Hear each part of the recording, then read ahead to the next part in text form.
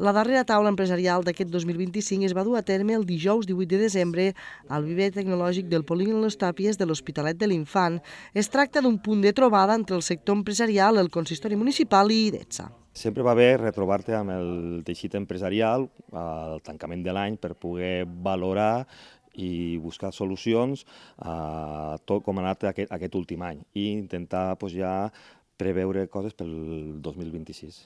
En la taula empresarial es van tractar diversos temes com el fons de transició nuclear i les subvencions a l'empresariat, entre d'altres. Comentarem i tractarem sobre totes les subvencions que aporta IDETSA i principalment tocarem les que ens han concedit del fons de transició nuclear.